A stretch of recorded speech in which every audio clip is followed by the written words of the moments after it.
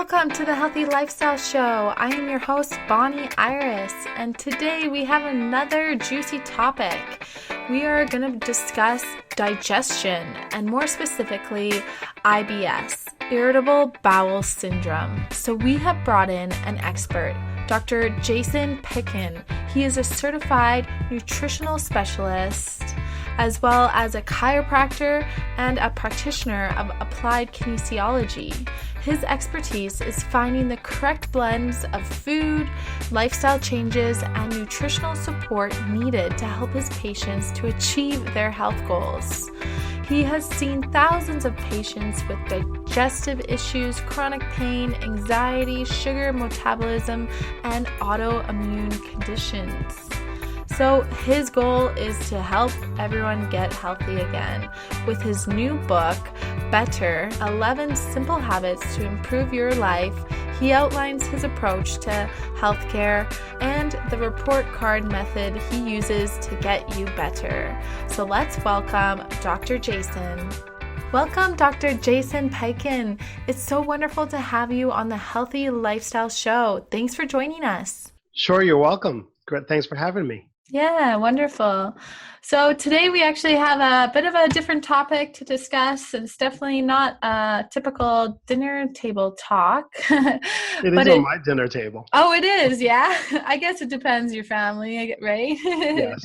But yeah, more about our body and our digestive tract. So Dr. Jason is here to talk about irritable bowel syndrome, so IBS for short.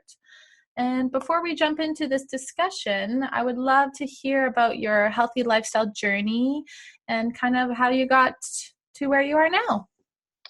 Okay. Well, let me start with how I grew up. I guess I grew up as a really picky eater. An extremely picky eater. I didn't like anything. Foods couldn't be touching on the plate. They had to be completely separate. If I had tuna fish, it would have to be only on a Thomas's English muffin. It would be like, really, really very specific things. And I only liked very few things. So I had a very limited diet. I tried to eat the best I can according to my mom. But she fed me the healthy versions of what I liked. And all that kind of relatively poor eating in young adulthood gave me problems that developed later. On top of that, when I was younger, when I was really young, about 4 or 5 years old, I had frequent ear infections. So I was on antibiotics, many rounds over years until I got the surgery for my ears, which cleared that. Yet I wish I knew that I could go to a chiropractor for that, but that's a whole other story.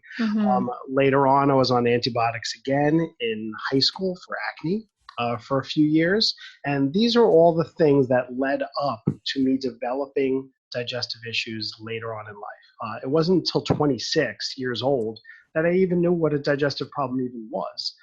But it's just the poor lifestyle choices for the first 26 years, and one that I didn't really know about taking antibiotics. I didn't realize how negatively it impacted my gut.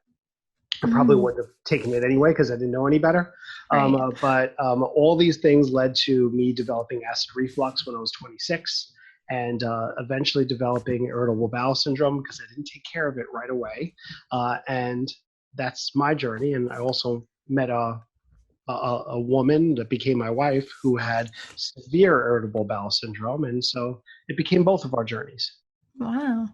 So the road to healing yourself led to the road to kind of your career path and helping other people with the similar syndromes, eh? Yes. So I was already a chiropractor at 26. I thought I was doing the right thing by people by working on the structure of their body, releasing the physical stresses that they were dealing with. Yet I kept noticing that people still had chronic issues, chronic pains. And over the years, I noticed that my pains got better when my digestion was better. And I noticed that in patients too. And that led me into more focus into digestive health. And that's kind of when you started to study nutrition, and then you became a certified nutritional specialist? Yes. Right. It was first applied kinesiology, my first bout into nutrition. applied kinesiology is a technique that you use biofeedback from the body, use something called manual muscle testing to get feedback on how the body is functioning. And there are a lot of nutritional reflexes and things you can understand through that. But I became a nutritionist because I realized I needed more tools, better testing. So I heard you say muscle testing. So is that just like where you kind of push on a muscle and you kind of gauge something there and use that as an intuition type of thing? It's something I always had a struggle describing over, the airwaves. Yeah, you got to kind of do it in person. It's definitely a physical thing, but if you can picture pushing, like if you made a bicep, like you were going to do a bicep curl, most people can visualize that movement.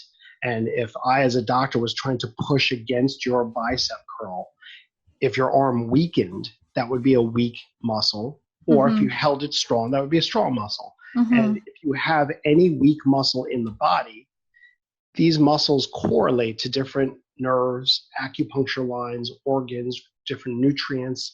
And so if there is especially recurring weak muscle in the body, sometimes you actually have to use nutrition or look into the organ care to get that muscle to return to proper function. Yeah, that's a cool technique. So you would muscle test on just a certain muscle and then other muscles for different nutrition? There are two general ways of doing it. A lot of people have been exposed to applied kinesiology or muscle testing with the one arm test, meaning that you're kind of holding one arm out and somebody's pushing on that arm over and over again, trying to ask, I'll put air quotes that nobody can see, air quotes out there, to basically test to see if that muscle is changing function depending on where that practitioner is touching in the body or what nutrient. I tend to veer away from that. I do classic applied kinesiology, which means we test each and every individual muscle all over the body, rather than one muscle repeatedly over and over again, which can have some bias factors. When you use all the different muscles and look at their correlations, I think it's more clear. Yeah, I can see that being a more beneficial than the one muscle testing for sure. Yeah, there's no fatigue then in that one muscle. Cool. Well, could you explain what irritable bowel syndrome is? Sure. I really actually think it's a perfect name. It's an irritable bowel. It's really I wish I could put it better, but it's like the perfect summary. But what are the classic symptoms of irritable bowel really describes it. The classic symptoms of classic IBS are bloating, are very commonly associated with irritable bowel, either constipation or diarrhea or loose stool. And that can go back and forth. Usually people tend towards one type, either backed up and constipated or loose, but it can flip.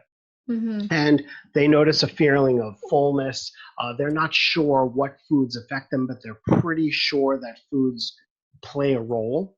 And they just can't make sense of it. And that's why it's not really a diagnosis. It's called the irritable bowel syndrome because it's not a disease in and of itself.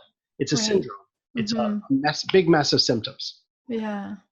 So it's kind of hard to pinpoint because it must change for each person too, right? Not everyone's body is the same and not everyone reacts to certain foods the same. So that makes it probably more difficult to pinpoint as well. Yes. So IBS really is not the ultimate thing to label somebody because that basically is a starting point that says, hey, you're irritated and we know it's part of your digestive system. We just have no idea what's causing it. It's my job then to work with people to find the cause. And what I find is the people that know a lot before they come to see me do a lot better than me being the first person to work with them because there is a lot to learn. I do a great job at teaching that, but what I find is that people that already have that background of knowledge and just really need to find out exactly what's going on, they get better so much more quickly. Like as in like the background knowledge of being aware of what they're eating and their daily kind of exercise and kind of that stuff, or just the awareness of irritable bowel syndrome in general? I'll say it's the three major stressors, and somebody has to know about them. The three major stressors are physical, chemical, emotional. So physical has some part to do with the gut and IBS, but it's mostly if they've paid attention to how emotions affect their gut and they understand it, they understand that they have like maybe anxiety and that causes the gut, or they had a fight with their significant other and then they notice a loose stool. Right. That's a clear connection. When they understand that, they're better off because they have already made that connection. And then, yes, like you said, when they understand that certain foods bother them, that they know they can change the way they eat and feel better, well, that's another connection. When somebody comes in and throws their hands up and they say to me, I have no idea what's going on. I have to, hold their hand and explain to them from square one, what's going on, and that it's a conglomeration of a bunch of different parts of their lifestyle. Yeah. So yeah, it's really about knowing your own body and what you're kind of going through in that type of time in your life. Yes. So if you get like irritable bowel syndrome once, is it more susceptible to reoccur in the future, like once you heal it or something like that? Well, IBS tends to be a chronic condition. It tends to be something that you manage rather than something you get rid of forever. But I will say that you can get rid of it forever. The biggest reason why people don't is because, these are the biggest reasons for the chronic IBS. One, the person's had it for decades before they even addressed it. Okay, and that's a very common theme that I see in my office. Not that I've been irritated for the last 2-3 months, right? But it's years on end, and that becomes a little challenge to completely correct, but it can be made much better. The other incidence is that they're not willing to do the things to get better. That's a big one. Yeah. If you can't follow through with making dietary changes, if you don't want to take the supplements to make up for it, well, then you're probably just going to be uncomfortable. But if you're willing to do the work, you really can make tremendous strides. It just depends on how long it's been around and what you're willing to do. So if it's because if it's been around for a longer time in that body, does that will make it more difficult to heal as well, just because of long-term damage? It tends to. I've seen people get better more quickly in that situation because they're determined to get better. The number one factor is the determination of that person to get better. Once they draw a line and say, okay, I am just going to make myself better, they do. So it's all in the mind state and the want to heal yourself, really. That's true. It's a huge part. My brother, actually, I think he probably has this as now that we're talking about it. And I'll have to get him to listen to this podcast. Okay. So are there certain foods that you should eliminate from your diet when experiencing IBS? Well, there are really common ones, but I do have like a diet plan that I recommend people, look up and go through. But the most common things out there are wheat, number one, or you can make that gluten, which is wheat, rye, and barley. Those 3 grains are very common. Dairy is another extremely common. So if everybody just took wheat and dairy out of their diet, a lot of people would just get better just doing that. Those are usually majors. And then there are other ones, like it could be eggs, it could be soy, it could be beans and lentils, different things for different people, spicy foods, fatty foods. The program I use is called Autoimmune Paleo. So AI Paleo, and anybody can look it up and find out the rules. There's plenty of websites out there that describe it. I have my own version that I teach in the office, because I try to make it accessible and easy for people. But the reason I do this is basically it's an extremely restricted diet, where you stick to meats, seafood, chicken, things like that, anything that comes from an animal. You're allowed certain fats like olive oil and coconut oil, and healthy fats like avocado. You're allowed all Fruits and vegetables, except for the nightshade family. And instead of rattling off a bunch of things, I'll have people look up the nightshade family of fruits and vegetables. And then if you limit your diet to only those things, all the fruits and vegetables except nightshades, certain healthy fats, and all the meats and fish and chicken, poultry you want, you Mm-hmm. stay with that for a number of weeks until you feel better. This is Mm-hmm. anywhere from 4 weeks up to 12 weeks. I do that with different levels of compliance, depending on how many weeks people can take. I'd rather them do it the longer the better. Yeah. But 4 weeks has got to be that minimum. And then you reintroduce foods that you haven't been eating. And here's the key, because I don't know if you have the Whole 30 up by you, if it's big, but I have a lot of patients doing the Whole 30, which is a very similar diet. The problem is the name. Mm-hmm. The name, the Whole 30, says at the end of 30 days, well, I could just eat whatever the heck I want. And then you don't learn anything Right. because so many people feel great on the Whole 30. And Mm-hmm. then they break it and then feel bad. And they But don't know which was the yes, bad thing. you have to reintroduce foods very carefully, one type of group of foods at a time. And there is a specific list that I use. And anybody can contact me or reach me through my website, which is drjasonpiken.com, and I will send them my list of foods Yeah. and the list. But when you reintroduce, you can see if certain foods trigger a feeling of discomfort or bloat or change in your bowel movements or change in your energy, anything. And when Mm-hmm. you learn what foods are bothering you, you could just stay away from them. Right. That's true. I've kind of like done something like that. I did like a 3-day juice fast and then took like a month off. Well, just like slowly introducing foods, but I kind of stayed clear from gluten to see how it affected my diet as well. And I could really see a difference reintroducing it into my body. Just like, not that I was allergic to it or something, but just feeling the awareness of how it affects my daily health in a way. Yeah, So, most people aren't allergic. They don't have celiac disease, which is like mm-hmm. 1 to 2% of the population. But many people have a non-celiac, so Mm-hmm. not the disease, non-celiac gluten sensitivity. Right. And that's what a lot of people have, either because of genes or the amount of gluten they've exposed themselves to throughout their lives, or just because of the genetic modification of these grains that have been going on in this country and your country, the whole world, really, for many years. Yeah. So, is it important to do like a periodic cleanse of the digestive tract then?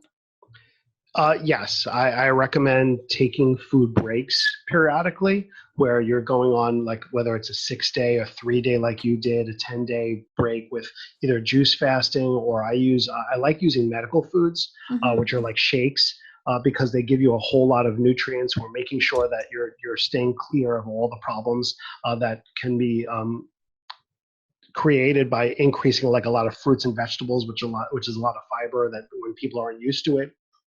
So Mm-hmm. I like using medical foods and specific programs, but giving your body a rest periodically. But more Mm-hmm. importantly, with IBS, it's finding out what exactly is causing it is the biggest thing. It could be foods, it could be emotions, but it could also be your microbiome. I don't know if you've touched upon that on past episodes of your show. No.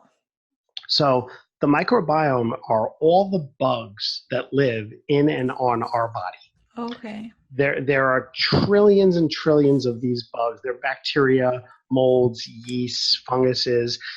They're mostly symbiotic, which means they work with us. Our Mm-hmm. body's evolved with them. But there are beneficial bacteria. People have heard these by taking probiotics. There's Mm-hmm. good, like friendly bacteria. And then there are pathogenic bacteria. That are harmful to our body, that can create gas and bloating. And you can actually test to see if you have these good and bad bacteria in your body, and how many of them, where do they belong. And when you know a lot of that information, it's a lot easier to treat rather than guessing just with foods. Mm-hmm. So, to get that type of testing done, do you have to go to a medical professional, most likely? Yes, it's best to because even because of the interpretation of the tests. So Right. there's two things that you can do. You can request your doctor, or you can contact our office because there's SIBO testing. SIBO stands for small intestine bacterial overgrowth. That means even if you have a lot of these good friendly bugs in your body that are supposed to be in your large intestine, if they've snuck into your small intestine, well, they're not supposed to be there. Well, maybe in small numbers, but they're not supposed to be there in great numbers. And that can cause, that it's actually the most common cause of irritable bowel syndrome, which is Mm-hmm. SIBO. And so there are breath tests that you can do, and they're at-home tests. So you can order from another doctor, or I can send it to you. You can do the testing, and you send it back to this lab called Genova, and we get the results, and we go through exactly what to do to kill off the bad bugs if you have them, Mm-hmm. kill the right types of bad bugs, and take probiotics to re-inoculate the gut with good Mm-hmm. bugs. Yeah. So, And yeah, the second one is a ubiome test. This virtually anybody can do. ubiome.com. It's a website, and they offer tests of your microbiome. It's a stool test, but it's not a cool. really horrible stool test. All you have to do is take a swab from the leftovers after you've wiped your rear end after bowel movement. Yeah. It's a pretty simple test, and you can visit ubiome.com. I send Mm-hmm. people those kits too. Cool. That's interesting. You do it right in the comfort of your own home, right? Yes, That's, yeah, yeah. at home is better. Yeah. So, I've kind of heard of the Bristol stool indicator type of chart. Is it important for people to be checking their daily stools as well to know where they're at? Yes, there's, I don't believe there is a real perfect stool. Right.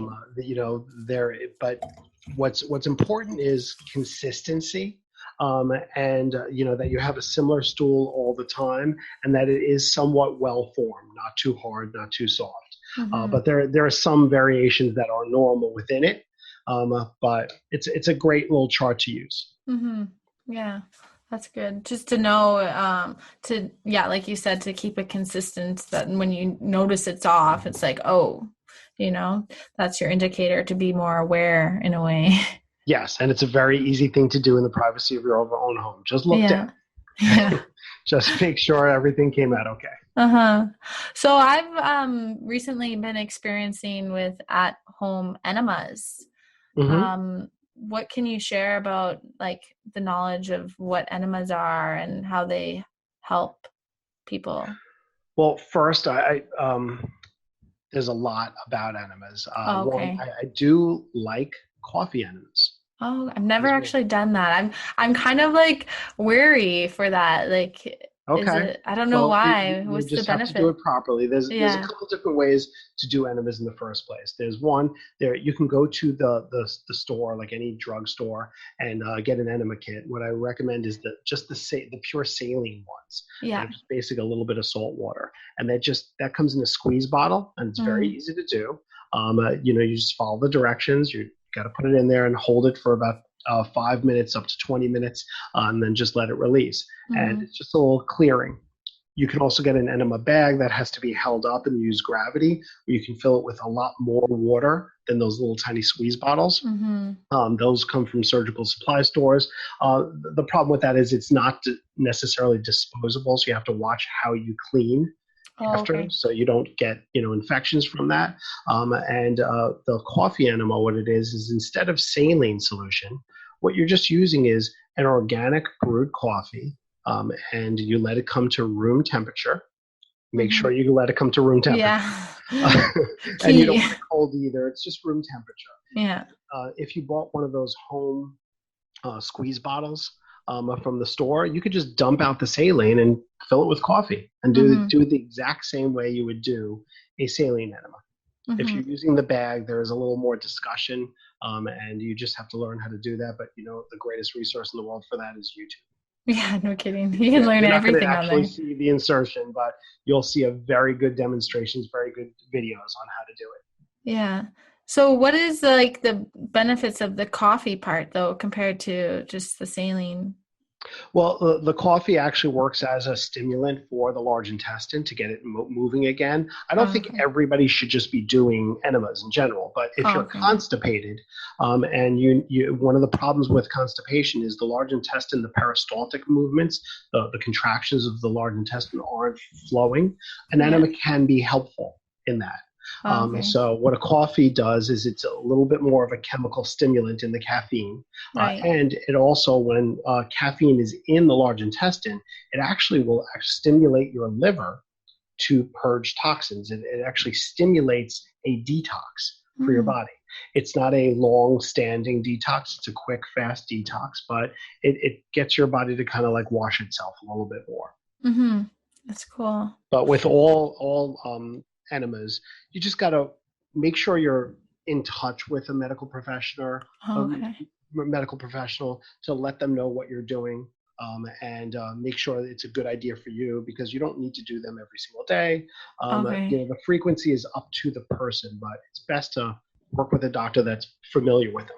Yeah, that's true. Because you don't want to be doing something that's, not good for your body and you don't Yes. know. Yeah. Well, I say it to everybody. There's only one way things should be entering your body. If they go through the top and come out the bottom. If it's Right. going the other way, you want to make sure you know what you're doing. Right. That makes logical sense, Yes. doesn't it? Hmm. Yeah. So, with other digestive syndromes, such as Crohn's disease or other diseases in the intestines, how is that different from irritable bowel syndrome? Okay, so IBS would be irritable bowel syndrome. Then there's Right. um, um, IBD, which is an inflammatory bowel disease. An inflammatory bowel disease is something like Crohn's, where Okay. part of the intestine has actually become inflamed. There's Mm-hmm. also diverticulosis, diverticulitis. Diverticulosis is where there's like a pocket that has formed in the intestines. It's not like a smooth tube. There's an extra Mm-hmm. like bump where food can kind of get trapped and stuck. And if the Mm. food gets stuck there, that can get infected and that can get inflamed. But these inflammatory things, basically, it's almost the same fix as Mm-hmm. IBS. It just tends to be more severe and it's extraordinarily painful when there's a flare up. So, besides the fixing that I normally do with people, like using these tests like the Ubiome test, the SIBO test, getting them to change their diet, getting them to take the right supplements, there's a lot of anti inflammatory supplements that Mm-hmm. we need to use. And we just have to use caution because their digestive systems are so sensitive. Yeah, for sure. My aunt actually has Crohn's disease, so I kind of know a little bit about it and the pain and stuff that she went through. It's not fun. So It's not, but it can be healed. yeah. I actually met, he was not even a patient. It was a networking event that I became friends with. He fixed himself before he came to me. He found out he had Crohn's with one horrible night in the hospital. And Mm-hmm. he swore to never go back to that hospital again with that pain ever again. And what Mm-hmm. he did is he enrolled in nutrition school. He was, Wow. as a stockbroker and he became a nutritionist. He never practiced. He did it for himself to get knowledge, and this is something we spoke about at the beginning. The Mm-hmm. people that want to learn the most do the best. So Mm-hmm. what he did is just completely changed his diet. He is absolutely 100% perfect with his diet, and Mm-hmm. he has not had one flare up since that initial flare up. He doesn't take supplements. He makes his own yogurt. He's really into it, but he knows he could heal with food, and most people can if they're willing to go the steps that he took. Yeah. That's important, right? If you Yes, are ready and you know that your body needs help, you have to, learn and act, right? I That's the love key that. part, the Yes, acting, learn and act, the and that's the doing. difference between getting better or not getting better. Hmm. And so you kind of mentioned about how stress also has um, a significant impact on IBS as well. So is there ways that people can kind of reduce stress, maybe through meditation, or is that something that's helpful? It's all pieces of the puzzle. And the book I wrote, Better 11 Simple Habits to Improve Your Life, it's one of the majors. It's Mm-hmm. inflammation and stress is what people need to be taken care of. Mm-hmm. And the biggest way I tell people to alleviate stress is through meditation, learning Mm-hmm. how to meditate. And it's so simple. Again, start with YouTube, and Yeah. you can learn more. I don't want to overwhelm people by telling them well, you have to meditate, you have to do all these supplements, you have to eat right, you have to Right. do all these things. But these things, when you have all these good habits, your body really turns around and becomes resilient. Mm-hmm. Meditation is a very simple tool. The other thing is following this is what I teach people in my practice also, to follow their dreams, follow their bliss. Don't do Right. things that just suck. Of course, you have to sometimes, but if you're doing things that suck too often, you're just going to be less happy, and it Yeah. does affect your digestive system, not just your mood. Yeah. It sucks out the life out of you, right? And if you're not feeling good, a lot of people go to comfort food even, right? Just Yes. I'm not even aware of what they're eating. They're gonna comfort feed themselves, junk food or something, like craving chocolate or cake or whatever, right? Exactly. It keeps people from being compliant. Stress knocks down compliance Yeah. because they're feeling that they need some comfort. And instead of going for the thing that really soothes them, they go for the temporary fix for their brain, which tends to be sugars Mm-hmm. or inflammatory foods, sometimes like wheat or dairy. Mm-hmm. And it makes their brain feel good. It makes their gut feel like, Mm-hmm. That's true. So you just kind of touched on your book, the Better 11 Simple Habits to Improve Your Life. Could you just share a little bit about your book and what it's about? sure. It's again, the title I think describes it. Yeah. The reason I called it better and not perfect is because I know there is no perfect. Yeah. There is no perfect. There is no way to become perfect, and I'm sorry about No that. worries. We're always evolving too, right? So, Yes. So there's no way of becoming perfect. So what we have to do is make ourselves better. And mm-hmm. I believe if we pay attention to some simple habits in our lives will be better, just Mm-hmm. better. What these habits are sleep, exercise, diet, supplements, meditation, hydration. They're very simple things. And what I use in my book is a tool called the personal report card. And there's an example of the report card on my website.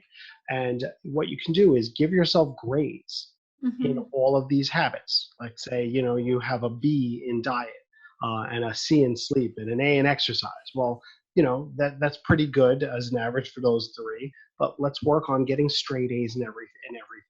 And this Mm-hmm. should be a lifelong goal. It shouldn't be something that you try to get straight A's in 6 weeks. Right. It's something that you're always working on. And to be Mm-hmm. honest with you, I don't even give myself straight A's. Yeah. I give myself a lot of A's and some B's because those B's motivate me to do better. So even Mm-hmm. when I raise my B to an A, I then knock it down and question myself and figure out, can I make it even better? And if you Mm-hmm. just look to make your habits better, your health will come along for the ride. All your Right. symptoms will magically just start to disappear Mm-hmm. because you have better habits.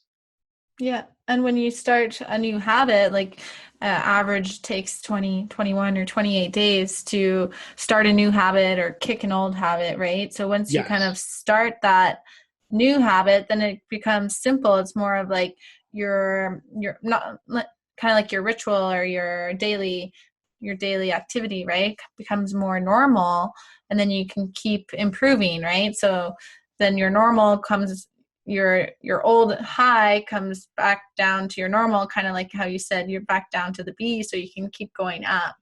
Yes.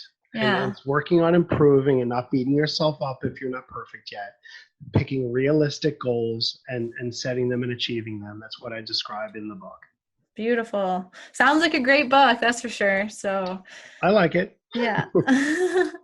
Well, Jason, I'd love if you could leave the listeners with like a healthy lifestyle tip that or trick that they can start implementing into their daily lives so they can, start living a healthy and abundant lifestyle? Okay. Well, my favorite one, if people are going to be listening to this and thinking about, well, how do I make my gut better? The vast majority of people out there that have gut issues know there's at least one food that's a trigger for them to feel bad. They just know it. They can picture it right now as I'm talking right now. And if they could just take away that one food for 30 days, that's it. That one single food for 30 days and promise themselves not to eat it. Let's just see how that impacts them. And that just might alone make your life a little bit better. That's good. That's a good one. And it's getting close to a new month. So if you want to start on the new month, that's a good way to manage it too. Always a good idea. Always fun to do something like that. Great. I love that tip. So I'll probably do it as well. I mean, actually, September is my sugar-free September month. So I'm going to cut out all sugars. So that's what I'm doing. Great. It's a great goal. Yeah. Kind of fun, or I guess. I don't know. There's lots of substitutes. And when you substitute sugar for savory foods, you get more attracted to savory foods, which is, what you should be attracted to. And staying clear from the artificial flavors, right? Yes. And the processed foods. Yeah, you don't want to substitute sugar with fake sweeteners. No. That's a dangerous one. You just want to get rid of the taste of sweet. And what happens is after that 30 days, your taste buds reset. And all you have to do is use the tiniest little bit of sweet and it'll be overwhelming to you.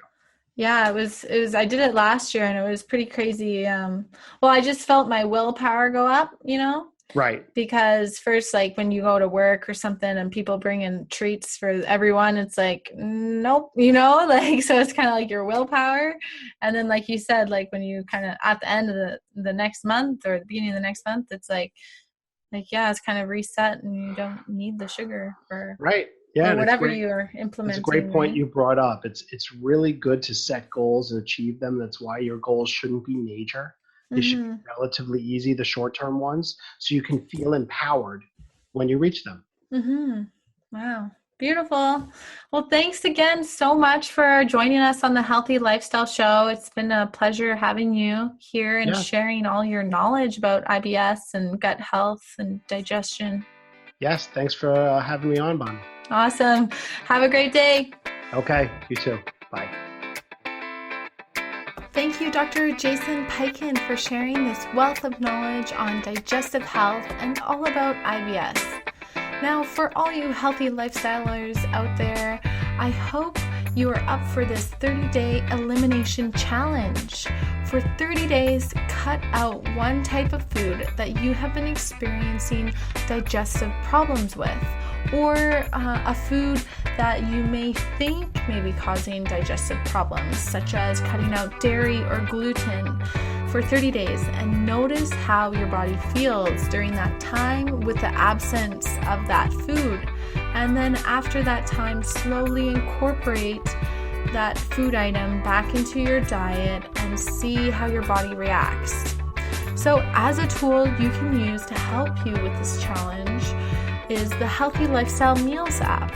Now this app allows you to find and create healthy meals for the whole family, and you can be very specific with the meal plans by eliminating various food items or food groups from appearing in your suggested meal plans. Go to healthylifestylemeals.com/trial for your 30-day trial for only $1. And until next time, stay healthy, stay active, and be happy.